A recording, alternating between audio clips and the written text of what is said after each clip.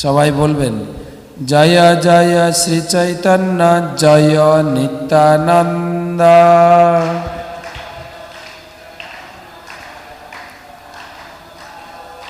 জয় জয় শ্রী চৈতন্য জয় নিত্যানন্দ।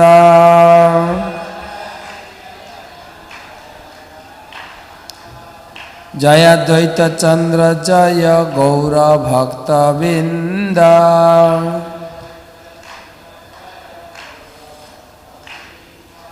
জয় জয় শ্রী চৈতন্য জয় নিত্যানন্দ।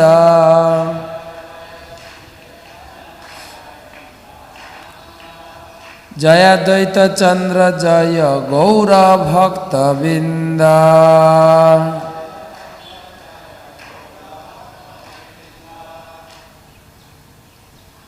চৈতন্য মহাপ্রভুর জয় হোক, নিত্যানন্দ প্রভুর জয় হোক, অদ্বৈত আচার্যের জয় হোক, সমস্ত গৌর ভক্তবৃন্দের জয় হোক।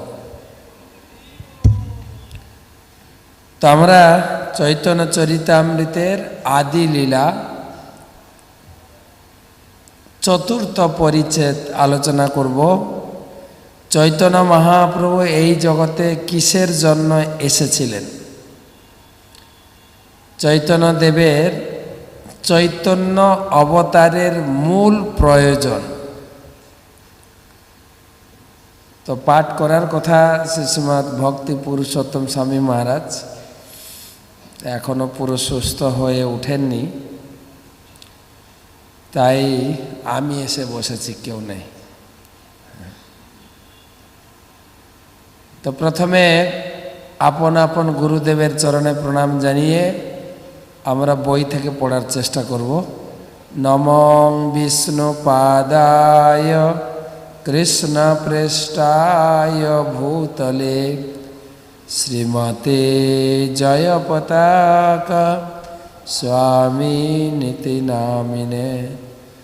নমঃ আচার্য পাদায় নিতাই কৃপা প্রদায়িনে গৌর কথা ধামদায় নগর গ্রাম তারিণে। চৈতন্য প্রসাদেন তদ্রূপস্য বিনির্ণয়ম বালোপি কুরুতে শাস্ত্রম দৃষ্টা ব্রজবিলাসিন। সেই চৈতন্য মহাপ্রভুর কৃপায় একটি অবোধ শিশুও শাস্ত্রীয় দর্শন অনুসারে ব্রজবিলাসী শ্রীকৃষ্ণের তত্ত্বস্বরূপ নির্ণয় করতে পারেন। চৈতন্য মহাপ্রভুর কৃপায় একটা বালকও বড় বড় তত্ত্ব দর্শনের কথা বলতে পারে। তা আমাদের তিনটি গ্রন্থ প্রভুপাদ তিনি দিয়ে গেছেন, মূল তিনটি গ্রন্থ। প্রথম হচ্ছে ভগবত গীতা। ভগবত গীতা হচ্ছে আমাদের ভক্তি জীবনের প্রাথমিক শাস্ত্র। ভগবত গীতার প্রথম শ্লোক কি? প্রথম শ্লোক একসঙ্গে বলি, ধর্মক্ষেত্রে কুরুক্ষেত্রে সমবেতা যুযুৎসব মামকা পাণ্ডবাশ্চৈব কিম কুর্বত সঞ্জয়। তো প্রথম শ্লোকের প্রথম শব্দ ধর্মক্ষেত্রে। তুমি যদি ধর্ম করতে চাও ভগবত গীতা পড়ো। তো গীতায় কতগুলো শ্লোক আছে? 700 শ্লোক আছে। 700 শ্লোক পড়ে কি জানবো? গীতার বিষয়বস্তু কি? না কৃষ্ণই হচ্ছেন ভগবান।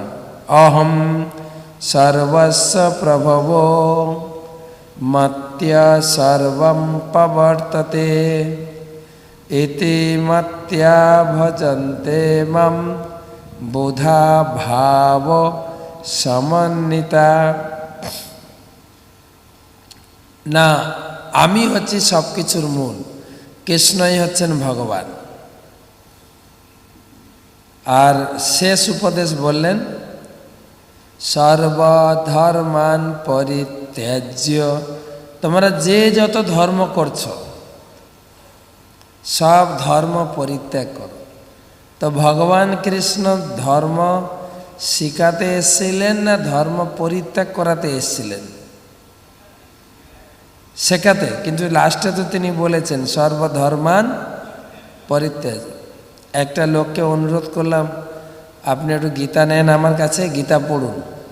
বলছে মহারাজ কি বলছেন, আমি প্রতিদিন গীতা পড়ি এবং গীতার সবথেকে যে আসল নির্দেশ আমি অক্ষরে অক্ষরে পালন করি। কোনটা? সর্বধর্মান পরিত্যাজ। ভগবান বলেছেন সমস্ত ধর্ম পরিত্যাগ করে, আমি ধর্ম পরিত্যাগ করে দিয়েছি, ব্যাস। তো প্রশ্ন হচ্ছে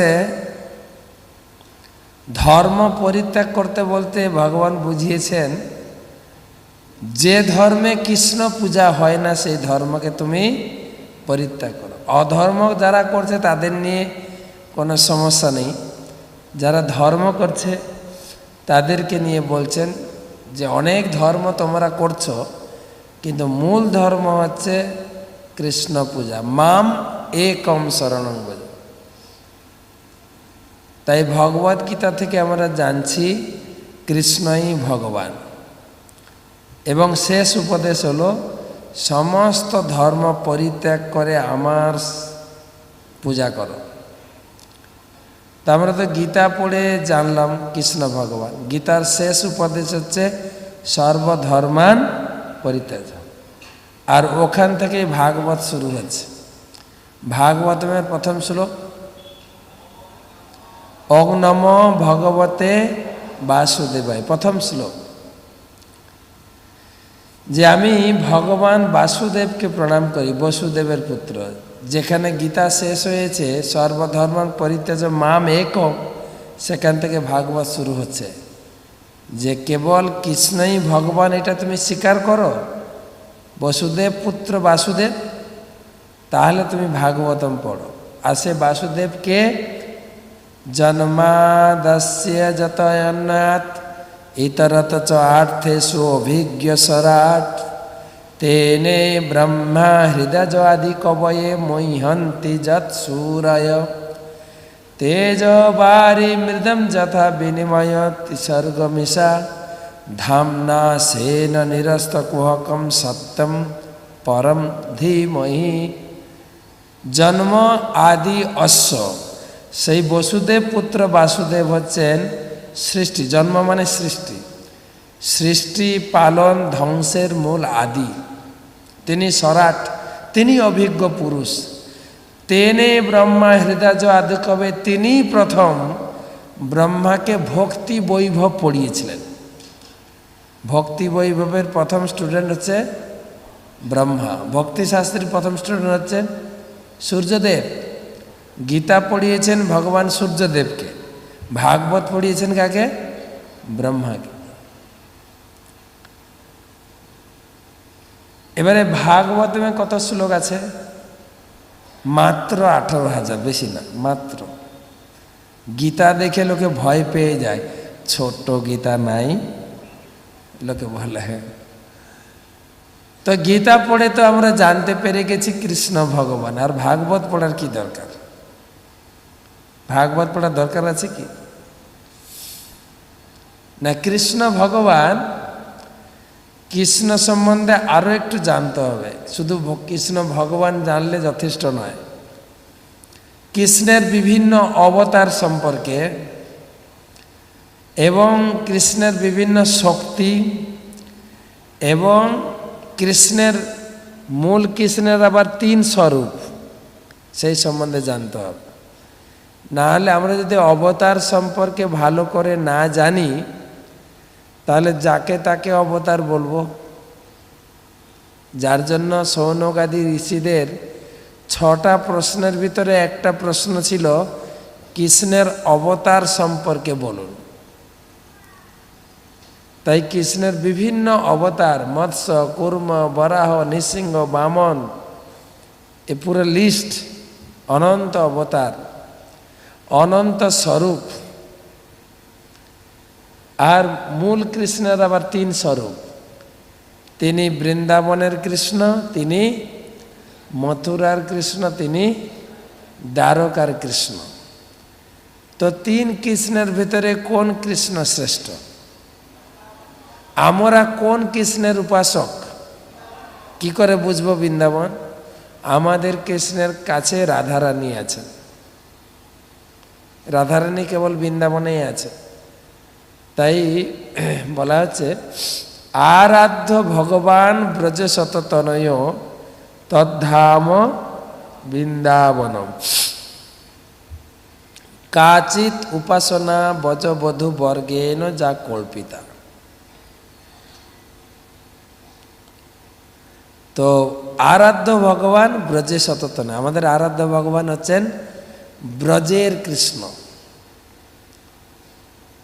এই ব্রজের কৃষ্ণকে প্রতিষ্ঠা করার জন্য পুরো ভাগবতম, তার অংশ, তার কলা, তার অবতার, প্রথম স্কন্ধ থেকে শুরু করে একদম নবম স্কন্ধ পর্যন্ত ভগবানের কলা অবতারের বর্ণনা।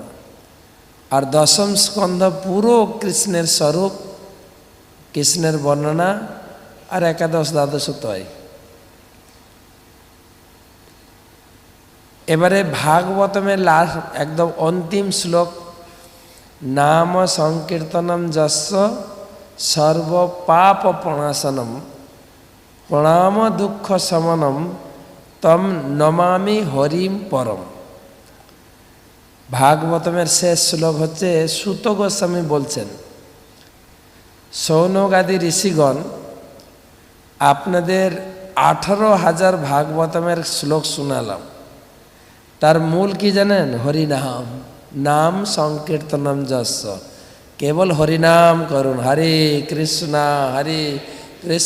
কৃষ্ণ কৃষ্ণ হরে হরে, হরে রাম রাম রাম হরে। হরিনাম। তো গীতা পড়ে জানলাম কৃষ্ণই ভগবান। ভাগবতম পড়ে কি জানছি? কোন কৃষ্ণ শ্রেষ্ঠ? কোন কৃষ্ণ? ব্রজের কৃষ্ণ, বৃন্দাবনের কৃষ্ণ। দ্বারকার কৃষ্ণ পূর্ণ, মথুরার কৃষ্ণ পূর্ণতর, আর বৃন্দাবনের কৃষ্ণ পূর্ণতম, সম্পূর্ণ। এবারে ভাগবত যেখানে শেষ হলো ওখান থেকে চৈতন্য চরিতামৃত চালু।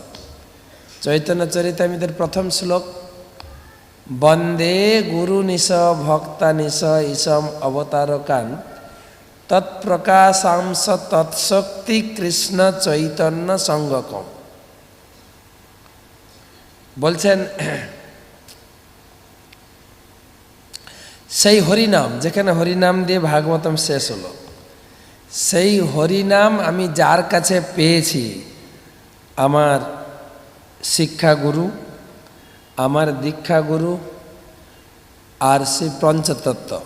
এইটাই তো নাকি? আমি শিক্ষাগুরুর কাছ থেকে মালা পেয়েছি, দীক্ষাগুরুর কাছ থেকে দীক্ষা পেয়েছি, আর পঞ্চতত্ত্বের আশীর্বাদ। ইনাদেরকে প্রণাম করে আমি চৈতন্য চরিতামৃত লিখতে যাচ্ছি। এই একটা বইয়ের সঙ্গে আরেকটা বইয়ের কি সুন্দর সামঞ্জস্য দিয়ে গেছেন। তাই চৈতন্য চরিতামৃতে কত শ্লোক আছে? মাত্র 1,00,000 পয়ার আছে, বেশি নেই। 1,00,000 পয়ার। কিন্তু তা হলেও চৈতন্য চরিতামৃতটা আমাদের ভাষায় লেখা, বাংলায়। বাংলা ভাষা বলবো না, গৌড় ভাষা, গৌড় ভাষায় লেখা। চৈতন্য মহাপ্রভু, তার পার্শ্বদবৃন্দ, বর্তমান গুরু পরম্পরা সব বাংলাকে ধন্য করেছেন। আর সেই বাংলাতে আমাদের জন্ম, আমাদের গ্রন্থ। তাই চৈতন্য চরিতামৃত, চৈতন্য চরিতামৃতে 1,00,000 পয়ার আছে। তো চৈতন্য চরিতামৃতে আর পড়ার দরকার আছে কি? গীতা পড়ে কি জানলাম? জোরে, কৃষ্ণ ভগবান। ভাগবতম পড়ে কি জানলাম? কোন কৃষ্ণ রসশ্রেষ্ঠ? চৈতন্য চরিতামৃত পড়ে কি জানবো? চৈতন্য চরিতামৃত পড়ে সেই রসশ্রেষ্ঠ ব্রজের কৃষ্ণকে কিভাবে সেবা করা যায়। আরাধ্য ভগবান ব্রজে শততনয় তদ্ধাম বৃন্দাবনম কাচিৎ উপাসনা ব্রজবধূ বর্গেণ যা কল্পিতা। ব্রজবধূরা যেভাবে কৃষ্ণের সেবা করে গেছেন, ব্রজবধূরা কিভাবে কৃষ্ণের সেবা করেছেন? 5টা ভাব: শান্ত, দাস্য, সখ্য, বাৎসল্য আর মাধুর বা মধুর ভাব। আর ব্রজ গোপিকারা ছিলেন মধুর ভাবের ভক্ত। মধুর, মাধুর্য প্রেম, শুদ্ধ নির্মল প্রেম, যার ভিতরে কোনো আত্ম ইন্দ্রিয় প্রীতিবাঞ্ছা বা সসুখ বাসনা ছিল না। আমাদের অনেক কৌতুক পাঠক তারা উদাহরণ দিয়ে থাকেন এটাকে বোঝানোর জন্য। গোপিকারা কিভাবে সেবা করেছিল। আমরা তো অনেকে গোপীভাবে সেবা করছে কিনা জানি না, প্রায় গৃহস্থর বাড়িতে দেখি গোপাল আছেন। গোপাল আমার ছেলের মতো। কার বাড়িতে দেখি ছেলে নেই, হয়তো মেয়ে আছে 1জন কি 2জন কি 3জন। ভাই ফোঁটার দিন ফোন করি, হ্যাঁ ভাই ফোঁটা দিয়েছ? বাচ্চারা উত্তর দেয় কাকে ফোঁটা দিয়েছ? কেন? আমার গোপাল ভাইকে। গোপাল আমার ভাইয়ের মতো, গোপাল আমার ছেলের মতো। কিন্তু গোপালকে ছেলে মতো বা সখার মতো বা বাৎসল্যভাবে সেবা করতে গেলে ট্রেনিং নিতে হবে। তো ভক্তি রসামিত সিন্ধু পড়ে ট্রেনিং নিতে হবে। রাগাত্মিকা ভক্তির ট্রেনিং নিলে রাগানুগা ভক্তি করা যাবে। যেরকম কেবল ডাক্তারি পাস করলে ডাক্তারি হয় না, কিন্তু ইন্টার্নশিপ করতে হবে। ডাক্তারের পিছনে পিছনে 2 বছর ঘুরতে হবে, ছুরি কাঁচি নিয়ে ঘুরতে হবে, দেখতে হবে কিভাবে ডাক্তাররা ইঞ্জেকশন দিচ্ছেন, ডাক্তাররা কিভাবে রোগী দেখছেন, নাড়ি টিপছেন না হাত টিপছেন না কান টিপছেন, দেখতে হবে, তবে ডাক্তার হবে। ঠিক সেই রকম এই চৈতন্য চরিতামৃতে গোপিকারা কিভাবে সেবা করেছিলেন সেই বিখ্যাত গল্প আমরা শুনি না? নারদমুনি মনে অহংকার হয়ে গেছিল। নারদমুনি মনে অহংকার হয়েছে যে আমি হচ্ছি ভগবানের সবথেকে বড় ভক্ত, কেননা আমি অবারিত বার সব জায়গায় আমি যেতে পারি। এই মুহূর্তে সব জায়গায় ঘুরছি, সব দেশে যাচ্ছি, তারপরে স্বর্গলোক, জনলোক, কৈলাস লোক এবং বৈকুণ্ঠ গোলক বৃন্দাবন পর্যন্ত আমার অবারিত দ্বার। তা আমি তাহলে বড় ভক্ত। তখন ভগবান কৃষ্ণ চিন্তা করছেন যে ভক্তের মনে অহংকারটা পতনের কারণ, তো সুতরাং নারদকে একটু অহংকার মুক্ত করতে হবে। তো নারদমুনি পৌঁছে গেছেন গোলক বৃন্দাবনে, দেখছেন ভগবান কৃষ্ণ তিনি বিছানায় শুয়ে আছেন, কেননা ভগবান অসুস্থ, ভগবানের হয়েছে জ্বর। ভগবানের জ্বর হয় নাকি? হ্যাঁ কি না? জ্বর হয় কি না? না। কতজন না বলছেন? না। হ্যাঁ হ্যাঁ হ্যাঁ, কতজন হ্যাঁ? যে কোনো একটা হাত তুললেই হলো। আর কিছু লোক আছে আদি তুলে নেয়, কেন বাবা ফেসে যাব কি না কি বলে ফেলবো, তাই না? তাই এই পার্টিও না ওই পার্টিও না, নির্দল। আরে ভগবানের জ্বর হয় না? স্নান যাত্রার পরে 15 দিন তো জ্বরেই ছটফট করেন ভগবান জগন্নাথ। আর আমরা বিশ্বাস করি না বলে আমাদের ভগবান জ্বর হয়ে কোয়ারেন্টাইনে থাকেন না, কোয়ারেন্টাইন একদম 14 দিন। তো ভগবান শিখিয়ে দিয়ে গেছেন, আমি প্রতিদিন 14 দিন কোয়ারেন্টাইনে থাকি, তোমরা কমপক্ষে 2 বছর কোয়ারেন্টাইনটা অভ্যাস করো। অনেকে গেছি না কোয়ারেন্টাইনে, বা ভগবান শিখিয়ে দিয়ে গেছেন। তো ভগবানের জ্বর, নারদ মুনি জিজ্ঞাসা করছেন, প্রভু আপনার? বলছে আমার জ্বর, মাথা ব্যথা, হেডেক। আমাদের একটা দুটো বাচ্চা হয়ে গেলে হেডেক না, বাবা স্কুলগুলোতে যে ফি কোথা থেকে দেব গো, আর না আর না, আর বাচ্চা না, আর না। ভগবানের সন্তান কত ছিলেন? ভগবানের 16,108 × 11 × 10, বিশাল পরিসংখ্যা। তো ভগবানের হেডেক হয়েছে, হেডেক। তখন ভগবান বলছেন আমার হেডেক। নারদ মুনি বলছেন, প্রভু তাহলে কি সেবা করতে পারি? বলে ওষুধ নিয়ে আসো, মাথা যন্ত্রণার ওষুধ নিয়ে আসো।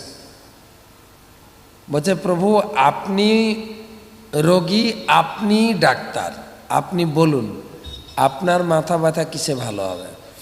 ভগবান বলছেন কাগজ দাও, আমি লিখছি। তো লিখেছেন, খাচ খাচ খাচ খাচ করে লিখেছেন। ভক্তের চরণধুলি যদি নিয়ে আসতে পারো, সেই ভক্তের চরণধুলি আমি মাথায় লাগালে আমার জ্বর ব্যথা ভালো হয়ে যাবে। নারদ মুনি প্রেসক্রিপশনটা নিয়ে পড়ে দেখছেন, প্রভু এই মেডিসিন তো বাজারে নাই। কার এমন সাহস যে এই মেডিসিন আপনার কপালে দেবে? বলছে নারদ, তুমি নাই মেডিসিন নাই বাজারে মন্তব্য না করে একবার চেষ্টা করো, বাজারে যাও। বলছে প্রভু আমাকে বেকার খাটাচ্ছেন, বাজারে কে দেবে তার চরণধুলি? বলছে প্লিজ নারদ তুমি যাও মার্কেটে। তো নারদ মুনি গেছেন। নারদ মুনি আকাশে উঠতে উঠতে নারায়ণ নারায়ণ নারায়ণ করতে করতে তিনি নেমেছেন। প্রথমে গেছেন ব্রহ্মলোকে, ব্রহ্মার কাছে। ব্রহ্মা হচ্ছেন পিতা। বলতে পিতাশ্রী প্রণাম। বলছে ও বৎস নারদ, কুশল তো? বলছে হ্যাঁ। বলো তোমার কি সমাচার? বলছে আমি খুব ব্যস্ত আছি। বলছে কেন? না প্রভুর হয়েছে জ্বর। তাই নাকি? প্রভুর জ্বর, তো আমার জন্য কিছু সেবা? বলছে এই জন্য তো আমি আপনার কাছে এসেছি। কি সেবা? না আপনি ভগবানের পরম ভক্ত, আপনার একটু চরণ ধুলি দেন, ভগবান চেয়েছেন। চেয়েছেন শুধু না, দেখুন প্রেসক্রিপশনে লেখা আছে, দেখেন আমি বলছি লেখা আছে দেখেন, কারণ যদি বিশ্বাস না করে। আর শুনেই ব্রহ্মার চোখ বড় বড় হয়ে গেছে, রাগ এসে, কি বলছো নারদ? তোমার মাথা ঠিক আছে তো? ভগবানের মাথা না হয় যন্ত্রণা, আমার তো মানে তোমার মাথাটাই খারাপ হয়েছে। তোমার সাহস তো কম না, এই কথা বলতে তোমার মুখ আটকে গেল না? আর যতই রেগে যাচ্ছেন ব্রহ্মা, নারদ ততটাই হাসছেন। কেন হাসছেন বলেন তো? বললাম না মার্কেটে মেডিসিন নাই, আমি আগে থেকে জানতাম এটা কোথাও পাওয়া যাবে না। আর ব্রহ্মা যেই রেগে গেছেন খুব, নারদ ওখান থেকে পালিয়ে গেছে। তো তারপরে গেছেন কৈলাসে। কৈলাসে গিয়েই নেমেছেন। কৈলাসে শিব, মহাদেব শিব, নারদ ভাই ভাই, দুজনের খুব মিল। হ্যাঁ, প্রতিদিন সন্ধ্যা আরতিতে সন্ধ্যা আরতি করতে আসেন না মায়াপুরে? আসেন না? ভক্তি বিনোদ ঠাকুর লিখেছেন না, ভকতি বিনোদ দেখে কি যেন গোরার সম্পদ। কি সম্পদ? গৌরাঙ্গ মহাপ্রভু রত্ন সিংহাসনে বসে আছেন, দক্ষিণে নিতাই চাঁদ, বামে গদাধর, নিকটে অদ্বৈত। তারপর কি? তো এখানে পঞ্চতত্ত্ব বসে আছেন রত্ন সিংহাসনে, আরতি করছেন কে? ব্রহ্মা সমস্ত দেবতাদের নিয়ে আরতি করছেন। তাহলে গৌরাঙ্গ মহাপ্রভু আরতি করার জন্য সমস্ত দেবতা প্রতিদিন এই নবদ্বীপ মায়াপুরে আসেন। প্রতিদিন ব্রহ্মা আসেন। আর ড্যান্স করার জন্য কে আসেন? এখানে স্টেজ বানানো হয়েছে, ওই স্টেজ পার্মানেন্ট আছে। ড্যান্স করার জন্য কে আসেন? শিব শুক নারদ প্রেমে গদ গদ, আছে না? শিব ঠাকুর যার সামনে নাচেন, তো শিব নারদ প্রতিদিন একসঙ্গে আসেন, নাচানাচি করেন। তো নারদকে দেখে শিব ঠাকুর কি জিজ্ঞাসা করেন বলুন তো? গীতায় ভগবান বলেছেন, আমার যে ভক্ত তার লক্ষণ কি? মত চিত্তা মত গত প্রাণা বোধয়ন্ত পরস্পরম। যখনই একজন ভক্ত আরেকজন ভক্তের সঙ্গে দেখা হবে, কি বলবে? কৃষ্ণ কথা। একটু কৃষ্ণ কথা বলুন না। একজন ব্যবসাদারের সঙ্গে দেখা হলে কি আলোচনা হবে? ব্যবসার কথা। যা মার্কেট এখন ভালো নাই, দোলে লোক নেই, দেখছো না, বেচা কেনা নাই। একজন রিস্কাওয়ালার সঙ্গে দেখা হলে কি বলবে? রিস্কারির কথা বলবে। একজন বাসের ড্রাইভারের সঙ্গে ড্রাইভারই কথা, যে বিষয়ের লোক। এখন শিব ঠাকুর আর নারদের কি আলোচনা হবে? শিব ঠাকুর বলছেন, এ ভাই নারদ, তুমি না গোলক বৃন্দাবন থেকে আসছো না, একটু কৃষ্ণ কথা শোনাও না, বসো, মাথা ঠান্ডা করে বসো। বলছে, না আমি খুব ব্যস্ত। বলছে, কেন? কিসের ব্যস্ততা তোমার? তুমি তো সাধু লোক, না আছে সংসার, না আছে ছেলে মেয়ে, তোমার আবার ব্যস্ততা কি গো? হ্যাঁ, বলছে, না আমার সংসার নেই, ঠিক আছে, কিন্তু আমাদের প্রভু এখন নার্সিংহোমে পড়ে আছে। বলছে, কেন? না মাথা যন্ত্রণা, আমি খুব ব্যস্ত, ঔষধ খুঁজে বেড়াচ্ছি। বলছে, আমার জন্য কি সেবা? শুনেছ, আমার জন্য কি সেবা? বলছে, সেবার জন্য তো আমি এসেছি। বলছে, কি সেবা? না আপনি হচ্ছেন ভগবানের খুব প্রেমী ভক্ত। ভগবান বলেছেন যে তার প্রেমী, যে তাকে প্রেম করে তার চরণ ধুলি যেন দেয় আমাকে। সেই চরণ ধুলি আমি যদি কপালে লাগাতে পারি, অয়েনমেন্ট মলমের মতো কাজ করে, পেন বামের মতো কাজ করবে। পেন বাম, মাথা ঠান্ডা হয়ে যাবে। আর শিব এমনি হট মেজাজি, বুঝলেন? তিনি হচ্ছেন আশুতোষ, অল্পে সন্তুষ্ট হতে পারেন, অল্পে আবার গরম হতেও পারেন। ত্রিশূল তুলেছেন, কি বললে তুমি বলার সাহস হয় না, তোমাকে এক্ষুনি শেষ করে দেবো। আর নারদ মুনি দৌড়াতে পারলে গেছে।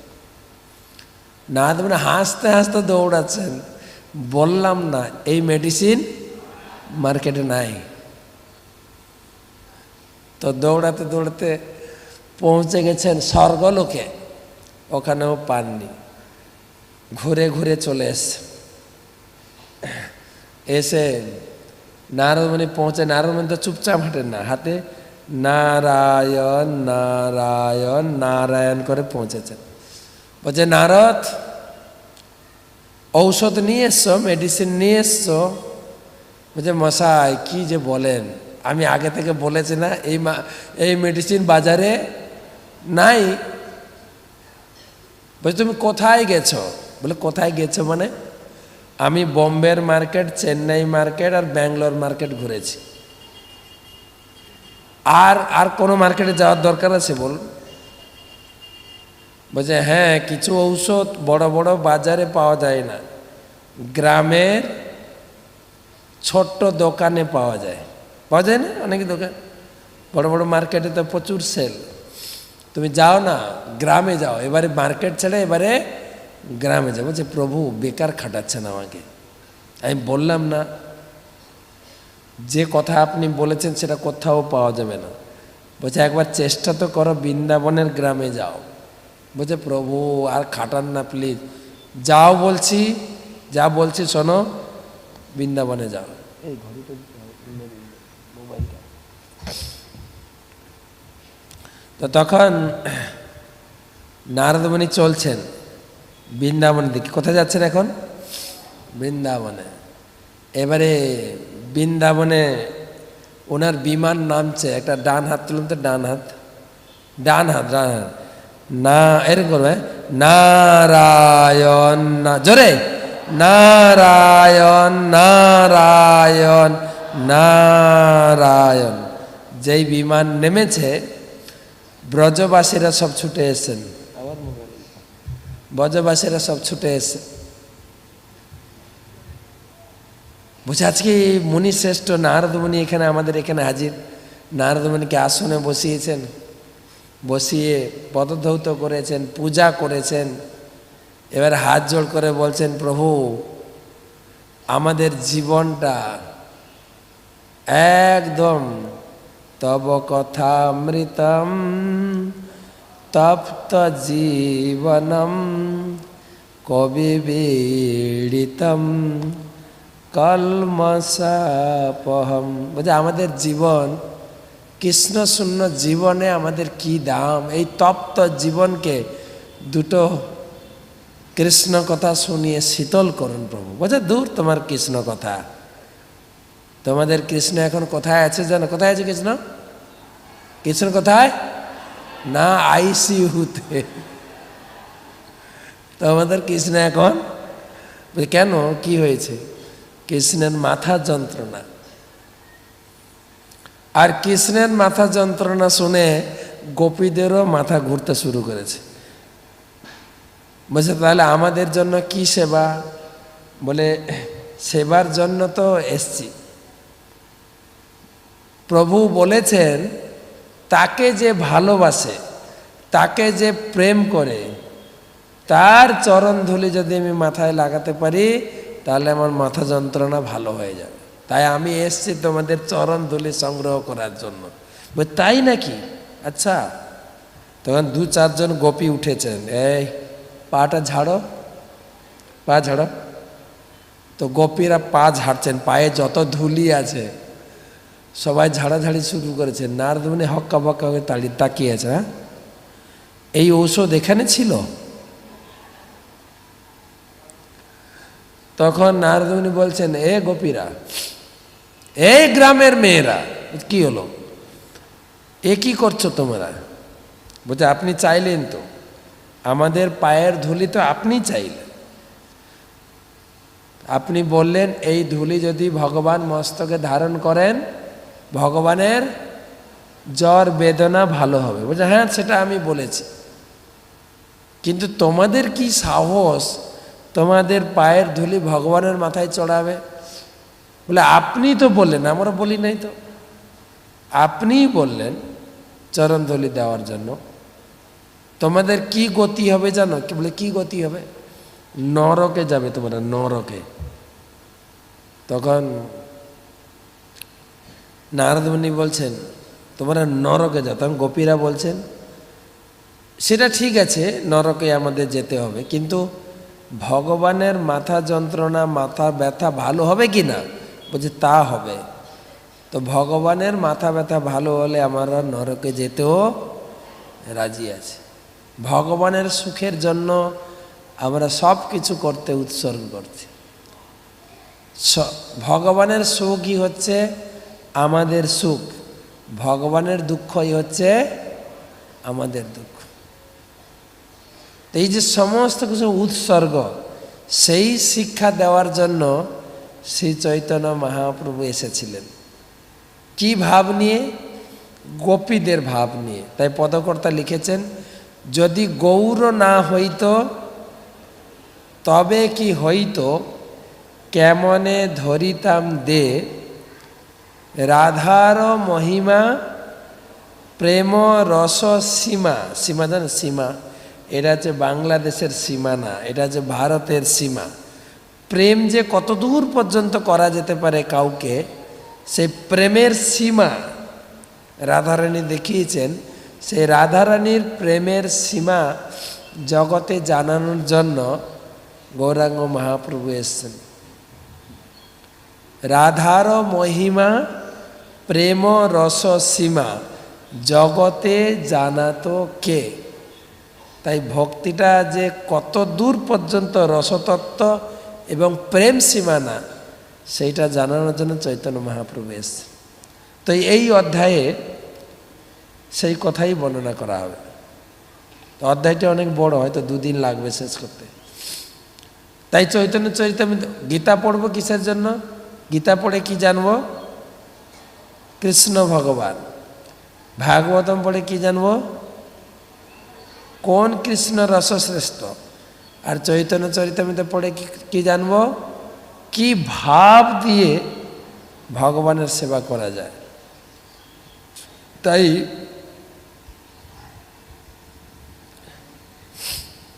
এখানে চৈতন্য গ্রন্থকার তিনি বলছেন, পূর্বে যেন পৃথিবীর ভার হরিবারে কৃষ্ণ অবতীর্ণ হইলা শাস্ত্রের প্রচারে। যে ভগবান জগতে আসেন অসুর বিনাশ এবং পৃথিবীর ভার হরণ করার জন্য, এটা ঠিক। কিন্তু কৃষ্ণের যেই হয় অবতার কাল, ভার হরণ কাল তাতে হইল মিশাল। চৈতন্য মহাপ্রভু এসছেন, সেই ভার হরণও করতে এসছেন কৃষ্ণলীলা, আর কৃষ্ণ তিনি তার লীলা করার জন্য এসছেন।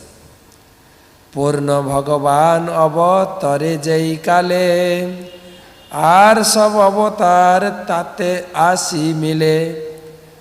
যখন ভগবান কৃষ্ণ, পূর্ণ কৃষ্ণ যখন আসেন, তার সঙ্গে যত আগে অবতার এসছেন সব অবতার সেই কৃষ্ণের শরীরে মিলে যান। কে কে নাম দিয়েছেন? নারায়ণ, চতুর্ভুজ, মৎস্যাদি অবতার, যুগমন্বন্তর অবতার আর আছে আর। সবে আসি কৃষ্ণ অঙ্গে হয় অবতীর্ণ, ওইছে অবতরে কৃষ্ণ ভগবান পূর্ণ। কবিরাজ গোস্বামী প্রথম কৃষ্ণকে প্রতিষ্ঠা করছেন। এই যে এই দাপর যুগের শেষে যে কৃষ্ণ এসেছিলেন, সেই কৃষ্ণ তিনি রামের সমান না, মৎস্য কুর্মাদির সমান নয়। তিনি হচ্ছেন পূর্ণ ভগবান, পূর্ণ ভগবান। আপনার ভাগবতম পড়বেন, ভাগবতমের প্রথম স্কন্ধ 3য় অধ্যায় অবতারের লিস্ট দিয়েছেন। সুত গোস্বামী অবতার ঘটনা বলতে গিয়ে তিনি প্রথমে কুমার অবতার, নারদ অবতার, কপিল অবতার, রাম অবতার এবং দত্তাত্রেয় অবতার, নরনারায়ণ অবতার, হংস অবতার, এসব বলতে বলতে কৃষ্ণ অবতার বলে দিয়েছে। তারপরে বুদ্ধ, কল্কি যা আছে। কিন্তু কৃষ্ণ অবতার বলার সঙ্গে সঙ্গে আমি একটা ভুল করে ফেললাম, তো কৃষ্ণ তো অবতার না। কৃষ্ণ হচ্ছেন এতে চাংস কলা পুংস কৃষ্ণস্তু ভগবান স্বয়ং। আগে যে অবতারের কথা বলেছি তারা হচ্ছেন অংশ এবং কলা, আর কৃষ্ণ হচ্ছেন স্বয়ং ভগবান।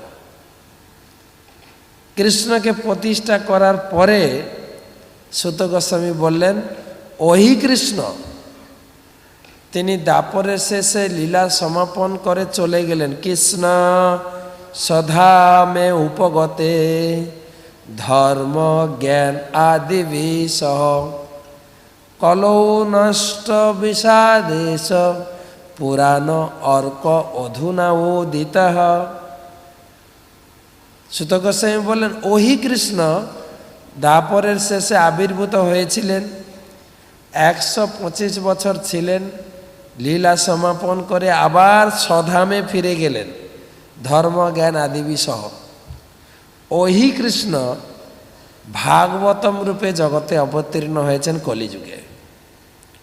তো এই ভাগবতম কৃষ্ণের সমান, রামের সমান না, কিন্তু মৎস্য কুর্মের সমান না। কার সমান? চৈতন্য ভাগবতে বলছেন কৃষ্ণ তুল্য ভাগবতম। কার তুল্য? কৃষ্ণ তুল্য। বিভু সর্বাশ্রয়, প্রতি শ্লোকে প্রতি অক্ষরে নানা কথা কয়। প্রত্যেকটা শ্লোক এবং প্রত্যেকটা শ্লোকাংশ কত কথা রয়েছে, কত রসে ভরা রয়েছে। রস একদম ভাগবতম হচ্ছে রসে ভরা। রস বড়া না, রস বড়া মায়েরা বাড়িতে বানায়, রস বড়া। এই রস বড়াও না রসমালাই, রস বড়া বললে ভুল হবে। ভাগবতম কি রসমালাই।